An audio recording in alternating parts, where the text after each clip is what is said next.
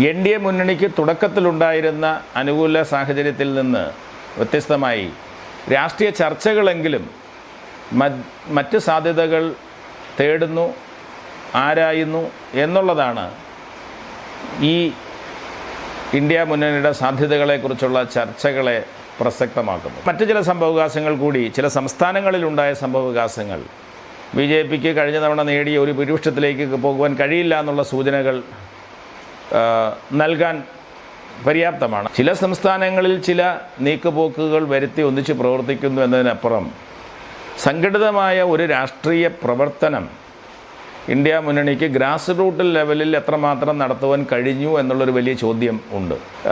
വിവിധ ജനവിഭാഗങ്ങളെ അവരുടെ വൈകാരികമായ പല വിഷയങ്ങളുടെ അടിസ്ഥാനത്തിൽ തങ്ങൾക്ക് അനുകൂലമാക്കി മാറ്റുവാനായിട്ടുള്ള ശ്രമം, അത് പൗരത്വ നിയമവിധി ഭേദഗതി ബില്ലിൻ്റെ കാര്യത്തിലാണെങ്കിലും സംരക്ഷണത്തിൻ്റെ കാര്യത്തിലാണെങ്കിലും അതുപോലെ കുറച്ചും കൂടെയൊക്കെ വൈകാരികമായിട്ടുള്ള വർഗീയമായ പ്രസ്താവനകൾ നടത്തുന്ന കാര്യത്തിലുമൊക്കെ പല ഘട്ടങ്ങളിലും മുൻപ് തെരഞ്ഞെടുപ്പുകളിൽ അത് വളരെ ഫലപ്രദമായിട്ടുള്ള ഒരു വോട്ടിംഗ് പാറ്റേൺ സൃഷ്ടിച്ചിട്ടുണ്ട്. മാത്രമല്ല, സൗത്ത് ഇന്ത്യയിൽ നിന്ന് വ്യത്യസ്തമായിട്ട് നോർത്ത് ഇന്ത്യയിലെ വോട്ടിംഗ് ബിഹേവിയർ എന്ന് പറയുന്നത് ഇത്തരം കാര്യങ്ങളിൽ വലിയ രീതിയിൽ അധിഷ്ഠിതമാണ്. നിലവിലെ രാഷ്ട്രീയ സാഹചര്യത്തിൽ അവർ ഭരണത്തിൽ വന്നാൽ എങ്ങനെയുള്ള ഭരണമായിരിക്കും കാഴ്ചവെക്കുന്നത്, ഇതൊരു വലിയ പ്രശ്നമായിട്ട് നിൽക്കും. അപ്പോൾ മറുവശത്ത് നരേന്ദ്രമോദി എന്ന് പറയുന്ന ശക്തനായൊരു നേതാവ്, ഇപ്പുറത്തെ പ്രതിപക്ഷത്ത് കൃത്യമായിട്ട് ആരാണ് നേതാവ് എന്ന് പറയാൻ പറ്റാത്തൊരു സാഹചര്യം, ഇതൊക്കെ സൃഷ്ടിക്കുന്ന രാഷ്ട്രീയമായിട്ടുള്ള ഒരുതരം ഡിലേമ വോട്ടേഴ്സിനെ സംബന്ധിച്ചിടത്തോളം എൻ.ഡി.എക്ക് അനുകൂലമായി വോട്ട് ചെയ്യാൻ പ്രേരിപ്പിക്കാം. നമ്മുടെ രാജ്യം തിരഞ്ഞെടുപ്പിൻ്റെ അവസാന ഘട്ടത്തിലേക്ക് പ്രവേശിച്ചിരിക്കുകയാണ്. ഈ അവസാന ഘട്ടത്തിൽ ഏറ്റവും പ്രാധാന്യത്തോടുകൂടി ചർച്ച ചെയ്യുന്ന ഒരു വിഷയം, ഇന്ത്യ മുന്നണി ബി.ജെ.പിക്ക് ഒരു വെല്ലുവിളിയായി വരുമോ, അല്ലെങ്കിൽ അവർക്കൊരു കേവല ഭൂരിപക്ഷത്തിലേക്ക് എത്തുവാൻ സാധിക്കുമോ എന്നുള്ള ചർച്ചകൾ വളരെ ഗൗരവമായി ചില സ്ഥലങ്ങളിലെങ്കിലും നടക്കുന്നുണ്ട്. അത് എത്രമാത്രം യാഥാർത്ഥ്യത്തോട് ചേർന്ന് നിൽക്കുന്നതാണെന്ന് നമുക്കിപ്പോൾ പറയാൻ കഴിയില്ല. പക്ഷേ എൻ.ഡി.എ മുന്നണിക്ക് തുടക്കത്തിലുണ്ടായിരുന്ന അനുകൂല സാഹചര്യത്തിൽ നിന്ന് വ്യത്യസ്തമായി രാഷ്ട്രീയ ചർച്ചകളെങ്കിലും മറ്റ് സാധ്യതകൾ തേടുന്നു, ആരായുന്നു എന്നുള്ളതാണ് ഈ ഇന്ത്യ മുന്നണിയുടെ സാധ്യതകളെക്കുറിച്ചുള്ള ചർച്ചകളെ പ്രസക്തമാക്കുന്നത്.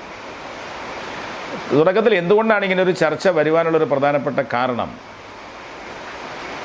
2-3 കാരണങ്ങളാണ്. ഒന്ന്, അരവിന്ദ് കെജ്രിവാളിനെ തെരഞ്ഞെടുപ്പിൻ്റെ തീച്ചൂളയിൽ പെട്ടെന്ന് അറസ്റ്റ് ചെയ്ത് ജയിലിലിടുകയും അദ്ദേഹം തിരഞ്ഞെടുപ്പ് അവസാനിക്കുന്നതിന് മുമ്പ് തന്നെ ജാമ്യം നേടി പുറത്തു വരികയും അത് വലിയൊരു തിരഞ്ഞെടുപ്പ് വിഷയമായി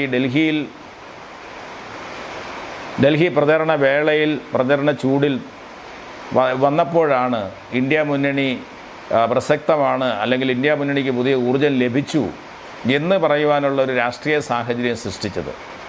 അപ്പോൾ കേജ്രിവാളിൻ്റെ ജയിലിൽ നിന്നുള്ള താൽക്കാലികമായ മോചനം, അദ്ദേഹം ഉയർത്തിവിട്ട ചില വിഷയങ്ങൾ, അദ്ദേഹത്തെ അറസ്റ്റ് ചെയ്തത് അന്യായമായിട്ടാണെന്നുള്ള ഒരു തോന്നൽ ചിലരുടെയെങ്കിലും ഇടയിൽ. ചിലർ പറയുന്നു അദ്ദേഹത്തെ അറസ്റ്റ് ചെയ്തത് അഴിമതി മൂലമാണ്, അങ്ങനെ വിശ്വസിക്കുന്നവരും ഉണ്ടാവാം. അപ്പോൾ അദ്ദേഹത്തിൻ്റെ ജയിൽ മോചനവും അദ്ദേഹം ഉയർത്തിവിട്ട രാഷ്ട്രീയവും, അതിലേറ്റവും പ്രധാനപ്പെട്ടതായിട്ട് എനിക്ക് തോന്നുന്നത്, അദ്ദേഹം പറഞ്ഞു അടുത്ത സെപ്റ്റംബറിൽ നരേന്ദ്രമോദിക്ക് 75 വയസ്സാകുകയാണ്. 75 വയസ്സാകുമ്പോൾ നരേന്ദ്രമോദി തന്നെയാണ് 75 വയസ്സായവർ സജീവ രാഷ്ട്രീയത്തിൽ നിൽക്കേണ്ട കാര്യമില്ല, അല്ലെങ്കിൽ ഉന്നത പദവിയിൽ നിൽക്കേണ്ട. അപ്പോൾ അതുകൊണ്ട് അടുത്ത തെരഞ്ഞെടുപ്പിൽ ബി.ജെ.പി എൻ.ഡി.എ ജയിച്ചാൽ തന്നെ നരേന്ദ്രമോദി 5 വർഷം പ്രധാനമന്ത്രി ആയിരിക്കും എന്നുള്ളൊരു ചോദ്യം ഒരു കണക്ക് പറഞ്ഞാൽ വളരെ തന്ത്രപരമായിട്ടുള്ളൊരു ചോദ്യമായിരുന്നു. ബി.ജെ.പി അതിന് കൃത്യമായിട്ടുള്ളൊരു ഉത്തരം കൊടുത്തുവെങ്കിലും നരേന്ദ്രമോദിക്ക് ആരോഗ്യമുണ്ട്, മറ്റ് പ്രശ്നങ്ങളില്ല, അധികാരത്തിൽ വന്ന് 5 വർഷം തുടരുമെന്ന് മാത്രമല്ല അതിനുശേഷവും നേതൃത്വത്തിൽ തന്നെ കാണുമെന്നുള്ള പ്രസ്താവന വന്നത്. പക്ഷേ ഇത് ഒരു ചർച്ചയ്ക്ക് വഴിവെച്ചു. അതിൽ യോഗി ആദിത്യനാഥിനെ കൊണ്ടുവന്നു. അപ്പോൾ ആദിത്യനാഥും ബി.ജെ.പിയുടെ നേതൃത്വവും തമ്മിൽ പ്രശ്നങ്ങളുണ്ടെന്ന് വരുത്തി വെച്ചു. അമിത്ഷാ പ്രധാനമന്ത്രി പദം നോട്ടമിട്ടിരിക്കുന്ന ആളാണെന്ന്, ഇങ്ങനെയൊക്കെയുള്ളൊരു വലിയ ചർച്ച ഉണ്ടാക്കുവാൻ കേജ്രിവാളിന് കഴിഞ്ഞു എന്നുള്ളത് യാഥാർത്ഥ്യമാണ്. അപ്പോൾ കേജ്രിവാളിൻ്റെ രാഷ്ട്രീയം ഡൽഹിയിൽ ചില മാറ്റങ്ങളുണ്ടാകും, അല്ലെങ്കിൽ എൻ്റെ അഭിപ്രായത്തിൽ ഡൽഹിയിലെ 7 സീറ്റും BJP കിട്ടേണ്ടതായിരുന്നു. ഈ അറസ്റ്റും അതിനോട് ചേർന്നിട്ടുള്ള സംഭവവികാസങ്ങളും ചിലപ്പോൾ അതിൽ ചെറിയ മാറ്റം ഉണ്ടായേക്കാം. അതുപോലെ തന്നെ ഹരിയാനയിലുണ്ടായ ചില രാഷ്ട്രീയ സംഭവവികാസങ്ങൾ, അവിടുത്തെ ഗവൺമെൻറ് BJP നയിക്കുന്ന ഗവൺമെൻറ്റിനുണ്ടായിട്ടുള്ള അസ്ഥിരത, അത് ചില കാര്യങ്ങളിൽ BJPക്കെതിരായി വരാം. പഞ്ചാബിൽ അതിൻ്റെ അലയൊലികളുണ്ടാവും. അപ്പോൾ അങ്ങനെയുള്ള ഒരു രാഷ്ട്രീയ സാഹചര്യം സൃഷ്ടിക്കുന്ന ചില സംസ്ഥാനങ്ങളിൽ, പ്രത്യേകിച്ചും ആം ആദ്മി പാർട്ടിക്ക് കുറേയെങ്കിലും സ്വാധീനമുള്ള മണ്ഡലങ്ങളിൽ അതുണ്ടാക്കാവുന്ന മാറ്റമാണ്, അല്ലെങ്കിൽ രാഷ്ട്രീയമായിട്ടുള്ളതാണ്, മാറ്റമാണ് അല്ലെങ്കിൽ സ്വാധീനമാണ് ഇന്ത്യ സഖ്യത്തിന് ചില സാധ്യതകൾ തുടക്കത്തിൽ നിന്ന് വ്യത്യസ്തമായി കൽപ്പിക്കുവാൻ ഉള്ള സാഹചര്യം സൃഷ്ടിച്ചത്. പക്ഷേ അത് എനിക്ക് തോന്നുന്നില്ല മൊത്തമായി BJPക്കുള്ള രാഷ്ട്രീയ മേധാവിത്വത്തെ ഒരു പരിധിക്കപ്പുറത്ത് ചോദ്യം ചെയ്യുന്നുവെന്ന്.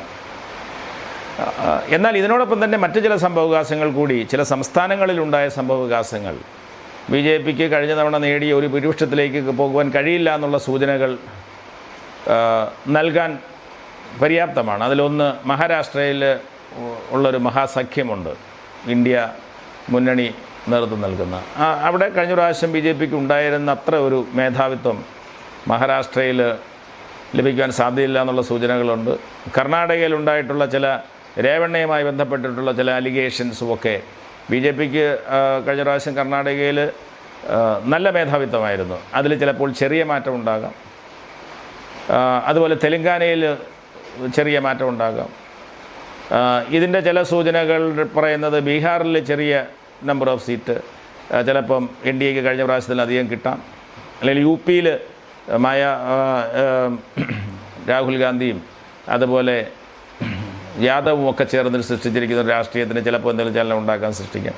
അപ്പോൾ ചില സംസ്ഥാനങ്ങളിലെ പ്രത്യേക രാഷ്ട്രീയം BJPക്ക് പ്രതികൂലമാകാൻ സാധ്യതയുണ്ട് എന്നുള്ള ഒരു വിലയിരുത്തൽ. വെസ്റ്റ് ബംഗാളിലാണെങ്കിലും തെരഞ്ഞെടുപ്പിൻ്റെ ആദ്യഘട്ടത്തിൽ BJPക്ക് വലിയ മുന്നേറ്റം സന്ദേശ് വിഷയവുമായി ബന്ധപ്പെട്ടുമൊക്കെ ഉണ്ടായിരുന്നു. പക്ഷേ ആ സാഹചര്യത്തിൽ ആ ഒരു മുൻതൂക്കം ഉണ്ട് എന്ന് പറയാൻ പറ്റില്ല. BJP കഴിഞ്ഞ പ്രാവശ്യത്തിൽ നിന്ന് കൂടുതൽ സീറ്റുകൾ വെസ്റ്റ് ബംഗാളിൽ നേടുവാൻ സാധ്യതയില്ല, കഴിഞ്ഞ പ്രാവശ്യത്തിൽ നിന്ന് അധികമായി കിട്ടില്ല എന്നുള്ള സൂചനകൾ വരുന്നുണ്ട്. അപ്പോൾ ഇങ്ങനെ ചില സംസ്ഥാനങ്ങളിലെ ചില രാഷ്ട്രീയ സാഹചര്യങ്ങൾ അനുകൂലമായാൽ വേണമെങ്കിൽ BJPയുടെ കഴിഞ്ഞ പ്രാവശ്യത്തെ നേടിയ സീറ്റുകളെ നേടാതിരിക്കുവാൻ സാധ്യതയുണ്ട്, അല്ലെങ്കിൽ NDA സഖ്യത്തിന് സാധ്യത കൽപ്പിക്കപ്പെടുന്നു എന്നൊക്കെയുള്ള വിലയിരുത്തലുകൾ വന്നത് പ്രധാനമായിട്ടും ഇത്തരത്തിലുള്ള രാഷ്ട്രീയമായ ചില സംഭവവികാസങ്ങളുടെ പശ്ചാത്തലത്തിലാണ്.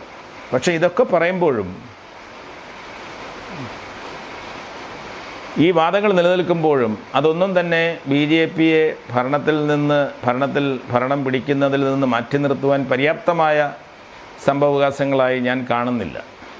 കാരണം ഇതൊക്കെ പറയുമ്പോഴും ഒരു പ്രതിപക്ഷം എന്നുള്ള രീതിയിൽ ചില സംസ്ഥാനങ്ങളിൽ ചില നീക്കുപോക്കുകൾ വരുത്തി ഒന്നിച്ച് പ്രവർത്തിക്കുന്നു എന്നതിനപ്പുറം സംഘടിതമായ ഒരു രാഷ്ട്രീയ പ്രവർത്തനം ഇന്ത്യ മുന്നണിക്ക് ഗ്രാസ് റൂട്ട് ലെവലിൽ എത്രമാത്രം നടത്തുവാൻ കഴിഞ്ഞു എന്നുള്ളൊരു വലിയ ചോദ്യം ഉണ്ട്.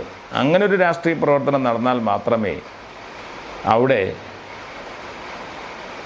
അത് വോട്ടായി മാറുകയുള്ളൂ. അതൊരു സുപ്രഭാതത്തിൽ നടത്തുന്നൊരു വലിയ പ്രവണതയുടെ ഭാഗമായിട്ട് അല്ല, മറിച്ച് അത് കുറേ കാലമായി ക്രോഡീകരിച്ച് വന്ന് നടക്കേണ്ട ഒരു സംഭവമാണ്. അത്തരത്തിലുള്ളൊരു രാഷ്ട്രീയ പ്രവർത്തനം നടത്തിയിട്ടില്ല. മാത്രവുമല്ല, ഈ കഴിഞ്ഞ 2 തെരഞ്ഞെടുപ്പുകളിലും പ്രായോഗിക രാഷ്ട്രീയമാണ് NDA പയറ്റിയത്. പ്രായോഗിക രാഷ്ട്രീയം എന്ന് പറയുമ്പോൾ തിരഞ്ഞെടുപ്പ് കാലത്തെ പ്രായോഗിക രാഷ്ട്രീയം എന്ന് പറഞ്ഞാൽ വോട്ട് നേടിയെടുക്കുവാൻ വേണ്ടിയിട്ട് എന്താണോ ചെയ്യുവാൻ കഴിയുന്നത് അത് ചെയ്യുക എന്നുള്ളതാണ്. BJP കൃത്യമായി അത് ചെയ്യുന്നു എന്നുള്ളത് തന്നെയാണ് എൻ്റെ ഒരു വിലയിരുത്തൽ. കാരണം പ്രധാനമന്ത്രിയുടെ പ്രസംഗത്തിലാണെങ്കിലും മറ്റ് രാഷ്ട്രീയ നീക്കുപോക്കുകളിലും ഒക്കെ ആണെങ്കിലും വിവിധ ജനവിഭാഗങ്ങളെ അവരുടെ വൈകാരികമായ പല വിഷയങ്ങളുടെ അടിസ്ഥാനത്തിൽ തങ്ങൾക്ക് അനുകൂലമാക്കി മാറ്റുവാനായിട്ടുള്ള ശ്രമം, അത് പൗരത്വ നിയമവിധി ഭേദഗതി ബില്ലിൻ്റെ കാര്യത്തിലാണെങ്കിലും സംരക്ഷണത്തിൻ്റെ കാര്യത്തിലാണെങ്കിലും അതുപോലെ കുറച്ചും കൂടെയൊക്കെ വൈകാരികമായിട്ടുള്ള വർഗീയമായ പ്രസ്താവനകൾ നടത്തുന്ന കാര്യത്തിലുമൊക്കെ പല ഘട്ടങ്ങളിലും മുൻപ് തെരഞ്ഞെടുപ്പുകളിൽ അത് വളരെ ഫലപ്രദമായിട്ടുള്ള ഒരു വോട്ടിംഗ് പാറ്റേൺ സൃഷ്ടിച്ചിട്ടുണ്ട്. മാത്രമല്ല, സൗത്ത് ഇന്ത്യയിൽ നിന്ന് വ്യത്യസ്തമായിട്ട് നോർത്ത് ഇന്ത്യയിലെ വോട്ടിംഗ് ബിഹേവിയർ എന്ന് പറയുന്നത് ഇത്തരം കാര്യങ്ങളിൽ വലിയ രീതിയിൽ അധിഷ്ഠിതമാണ് നിലവിലെ രാഷ്ട്രീയ സാഹചര്യത്തിൽ. അപ്പോൾ അതിനെ ടാപ്പ് ചെയ്യുവാനായിട്ട്, അതിനെ പരിപൂർണമായി തങ്ങൾക്ക് അനുകൂലമാക്കാൻ വേണ്ടുന്ന രീതിയിലുള്ള പ്രസ്താവനകളും കാര്യങ്ങളുമൊക്കെ BJP നേതൃത്വം പ്രത്യേകിച്ചും പ്രധാനമന്ത്രിയുടെ നേതൃത്വത്തിൽ വളരെ ശക്തമായിട്ടുള്ള രാഷ്ട്രീയ പ്രവർത്തനമായി നടത്തുന്നുണ്ട്. മാത്രമല്ല, ഇപ്പോൾ ഇന്ത്യൻ രാഷ്ട്രീയം എടുത്തു കഴിഞ്ഞാൽ ഇപ്പോഴും ഏറ്റവും വലിയ വോട്ട് ക്യാച്ചറായി നിൽക്കുന്നത് നരേന്ദ്രമോദിയാണ്. അദ്ദേഹത്തോളം പ്രഭാവമുള്ള ഒരു നേതാവ് മറ്റ് മുന്നണികൾക്കില്ല എന്നുള്ളത് നമ്മൾ മനസ്സിലാക്കേണ്ട ഒരു കാര്യമാണ്. രാഷ്ട്രീയമായി അത് ഒരു വലിയ ഫാക്ടറായി പ്രവർത്തിക്കുന്നുണ്ട്. അതുകൊണ്ട് ചില സംസ്ഥാനങ്ങളിൽ, ചില കോർണറുകളിൽ ഇന്ത്യ മുന്നണിക്ക് കഴിഞ്ഞ പ്രാവശ്യത്തിൽ നിന്ന് കുറച്ചും കൂടെ സീറ്റുകൾ ലഭിച്ചാൽ തന്നെയും അതൊരു ഭരണത്തിലേക്ക് എത്താൻ ആവശ്യമായിട്ടുള്ള എണ്ണം തികയ്ക്കുമെന്ന് കരുതുവാനുള്ള യാതൊരു സാഹചര്യവും നിലവിൽ ഇല്ല. പിന്നെ ചിലർ പറയുന്നത് ചില പ്രദേശങ്ങളിലെ വോട്ടിംഗ് ശതമാനത്തിൻ്റെ കുറവ്. ശരിയാണ്, വോട്ടിംഗ് ശതമാനം കുറഞ്ഞിട്ടുണ്ട്. വോട്ടിംഗ് ശതമാനം കുറയുന്നതിന് ചിലപ്പോൾ ഗവൺമെൻറ്റിൻ്റെ പെർഫോമൻസിനോട് വലിയ താല്പര്യം ഇല്ലാത്തത് കൊണ്ടായിരിക്കാം, അല്ലെങ്കിൽ ഗവൺമെൻറ് അതായിരിക്കാം ഒരു കാരണം. പക്ഷേ ആ ഒരു ശതമാനത്തിലെ കുറവ് ഈ പറയുന്ന രീതിയിൽ ഒരു വലിയ കുറവായി കാണാൻ കഴിയില്ല. കാരണം കഴിഞ്ഞ തവണ ജയിച്ച UP-യിലെ മിക്കവാറും സീറ്റുകളിലൊക്കെ 4 ലക്ഷം, 3 ലക്ഷം, 2 ലക്ഷം അങ്ങനെയുള്ള മാർജിനിലാണ് BJP ജയിച്ചിട്ടുള്ളത്. അതുപോലെ തന്നെ ഗുജറാത്തിൽ, രാജസ്ഥാനിൽ, മധ്യപ്രദേശിൽ, ബീഹാറിൽ, ഹരിയാനയിൽ, ഛത്തീസ്ഗറിൽ, ഉത്തരാഖണ്ഡിൽ ഇവിടെയെല്ലാം വിജയിച്ചത് വലിയ ഭൂരിപക്ഷത്തിലാണ്. അപ്പോൾ ആ ഒരു പ്രവണത നിലനിൽക്കുകയാണെങ്കിൽ ഈ വോട്ടിംഗ് ശതമാനത്തിലുള്ള ചെറിയ കുറവ്, ഈവൻ വെസ്റ്റ് ബംഗാളിൽ വരെ, കർണാടകയിൽ ഒക്കെ എത്രമാത്രം സീറ്റുകളാണ് BJP നേടിയത്. അപ്പോൾ അവിടെ കൊണ്ടൊരു ചെറിയ ശതമാനം കുറവ് ചില പ്രാദേശിക വിഷയങ്ങളുടെ അടിസ്ഥാനത്തിൽ ഉണ്ടായാൽ തന്നെ അത് ഈ പറയുന്ന ഇന്ത്യ സഖ്യത്തിലെ അധികാരത്തിലേക്ക് കൊണ്ടുവരുവാൻ പര്യാപ്തമായൊരു നമ്പർ സൃഷ്ടിക്കുമെന്ന് ഞാൻ കരുതുന്നില്ല. സൂചിപ്പിച്ചതുപോലെ രാഷ്ട്രീയ വിഷയങ്ങളുടെ അവതരണം, സംഘടനാപരമായിട്ടുള്ള ദൗർബല്യങ്ങൾ, ഇപ്പം ഇവിടെ NDA വലിയ രീതിയിലുള്ള രാഷ്ട്രീയമായ നേട്ടം കൈവരിക്കുന്നതിനേക്കാൾ ഉപരിയായി ഒരു പ്രതിപക്ഷമെന്നുള്ള രീതിയിൽ NDAക്ക് ശക്തമായി പ്രവർത്തിക്കാൻ കഴിയാത്തതാണ് യഥാർത്ഥത്തിൽ NDAയുടെ ഏറ്റവും വലിയ നേട്ടം. പല പ്രശ്നങ്ങളും NDA സംബന്ധിച്ചുണ്ട്. 10 വർഷമായി ഒരു പ്രധാനമന്ത്രി ഭരിക്കുന്നു. അതിൻ്റെ ഒരു ആൻറ്റി ഇൻകംബൻസി ഡെവലപ്പ് ചെയ്തെടുക്കാൻ വളരെ എളുപ്പമാണ്. പക്ഷേ അത് വേണ്ട രീതിയിൽ കൈകാര്യം ചെയ്ത് ഒറ്റക്കെട്ടായി നിന്നുകൊണ്ട് ഒരു ഭരണവുമായി മുന്നോട്ട് ഒരു പ്രതിപക്ഷമായി അവതരിക്കുവാനും ആ പ്രശ്നങ്ങളെ ഏറ്റെടുക്കുവാനും ഒന്നും പ്രതിപക്ഷത്തിന് കഴിഞ്ഞിട്ടില്ല എന്നുള്ളത് മാത്രവുമല്ല, ഇപ്പം ജനങ്ങൾ വോട്ട് ചെയ്യുമ്പോൾ, ഇപ്പോൾ പ്രതിപക്ഷ മുന്നണിക്ക് വോട്ട് ചെയ്തു, ഇന്ത്യ മുന്നണിക്ക് വോട്ട് ചെയ്തു, അവർ ഭരണത്തിൽ വന്നാൽ എങ്ങനെയുള്ള ഭരണമായിരിക്കും കാഴ്ചവെക്കുന്നത്? ഇതൊരു വലിയ പ്രശ്നമായിട്ട് നിൽക്കും. അപ്പോൾ മറുവശത്ത് നരേന്ദ്രമോദി എന്ന് പറയുന്ന ശക്തനായൊരു നേതാവ്, ഇപ്പുറത്തെ പ്രതിപക്ഷത്ത് കൃത്യമായിട്ട് ആരാണ് നേതാവെന്ന് പറയാൻ പറ്റാത്തൊരു സാഹചര്യം, ഇതൊക്കെ സൃഷ്ടിക്കുന്ന രാഷ്ട്രീയമായിട്ടുള്ള ഒരുതരം ഡിലേമ വോട്ടേഴ്സിനെ സംബന്ധിച്ചിടത്തോളം NDAക്ക് അനുകൂലമായി വോട്ട് ചെയ്യാൻ പ്രേരിപ്പിക്കാം. അപ്പോൾ ഇത്തരം സാഹചര്യങ്ങളുടെ അടിസ്ഥാനത്തിലാണ് യഥാർത്ഥത്തിൽ NDA മുന്നണിക്ക് ഇന്ത്യ മുന്നണി ഒരു വെല്ലുവിളി ഉയർത്തി അധികാരത്തിൽ വരുമോ എന്ന ചോദ്യത്തിന് സാധ്യത കുറവാണ് എന്ന വിലയിരുത്തലിൽ നമ്മൾ എത്തിച്ചേരുന്നത്.